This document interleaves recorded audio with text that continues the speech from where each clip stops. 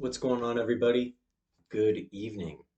My hair is a little bit, I guess it's starting to dry a little bit. I just got out of the shower, just got a pretty close shave. Feels good. Feels good to be clean shaven and have all that dialed in. So I'm going to make this video today relatively short.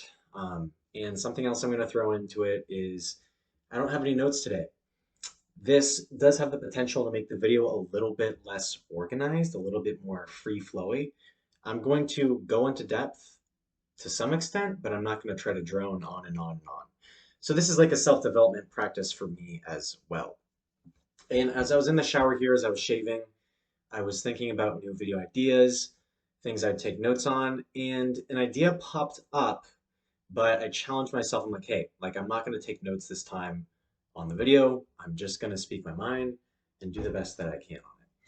So the topic of this video today is essentially the importance of being yourself up to a point, or the importance of being who you are, putting forth your values and your beliefs into society, into the world for other people to absorb, but being careful how you do it. There is a proper way to do that. I know that might sound a little bit discouraging off the bat, might sound like I'm saying that you can't be your full 100% complete self. And I wouldn't say that's exactly the right way of framing it. You could, if you're feeling a little bit unoptimistic about it, you could put it that way. A way that I would like to put it better, though, is you're choosing to express your true self through a bit of a filter, right? What I mean by that is when we go out to our jobs, when we go out on dates, when we just go out to do things in our everyday life, there is a slight amount of tuning and tweaking what we think and how we feel with how we respond to situations. And that's normal, and I would encourage that. That's what we're supposed to do, right? If someone makes you upset in a certain way, let's say that canceled their they canceled your guys' plans for the next day. Naturally, the first thing you oftentimes might think if you value this person you're going to meet up with is, well, crap, that person just flaked on me and they're a jerk, they're X, Y, and Z. They don't like me. They must not think that I'm a valuable person to hang out with. Um, that's important not to do that and to get into that thought pattern. A better way of thinking about it, as I said, is to choose how you interact with people in a way that is true to yourself while is agreeable to the situation or agreeable enough. And if you disagree with the situation, disagree in an agreeable manner.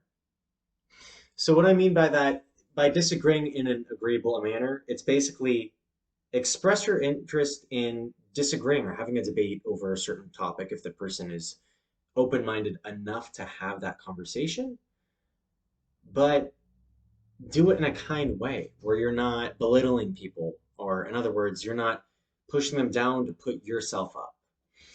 Those are just a couple examples, really relating to one example of why it's important to make sure that we're careful with how we phrase things. Arguments are an easy thing to come up with, which I just talked about, right?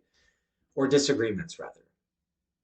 Another is that by being socially acceptable and being yourself, and if you like lacrosse, for instance, express to your cohort, your colleagues, whoever, fellow students, that you like lacrosse.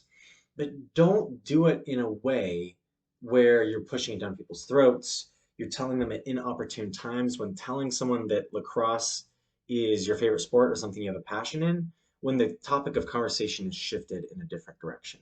Or maybe they're talking about something more serious, and that's the matter on hand as opposed to your desire for lacrosse, right? So it's just reading situations, keeping in mind when, especially, and it's unique for every group, right? Because each group has a different dynamic. You're probably going to talk and express yourself different with your professor than you will with your parents, than you will with your friends, than you will with your partner. It's natural. It's not something that's bad.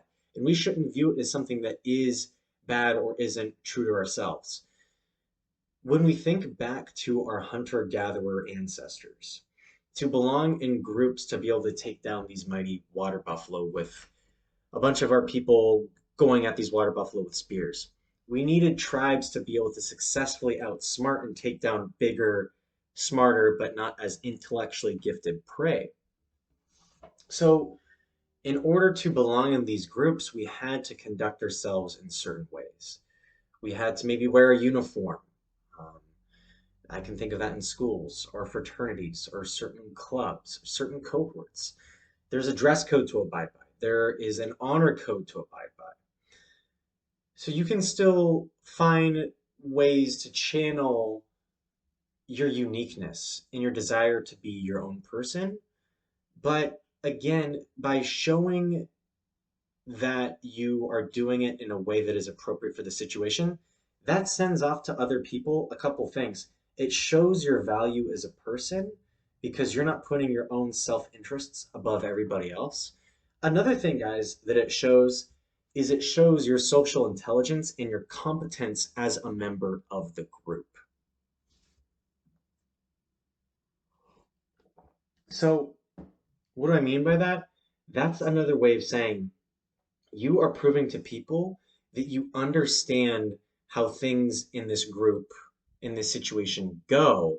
And by acting accordingly, you are saying to them not only that you have that knowledge, but then that you have that knowledge and you tweak or you change slightly how you choose to channel your own energy into the group.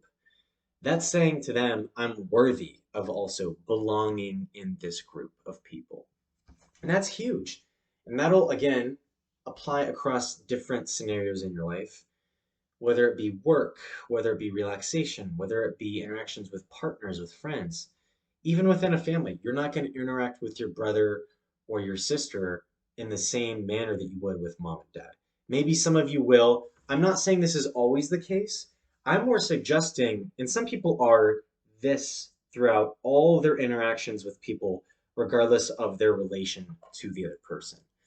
So maybe person X, the person I was just talking about, is going to act in an identical fashion when they're around a pastor, when they're around a doctor, when they're around a parent, when they're around a teacher.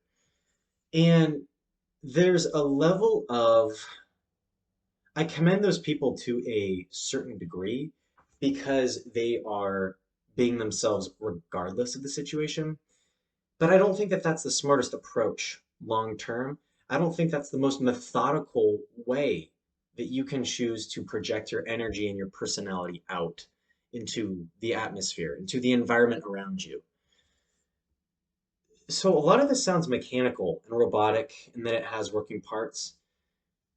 And I don't want that to take away from the fun of being yourself in these social situations, in these certain scenarios, but know your audience.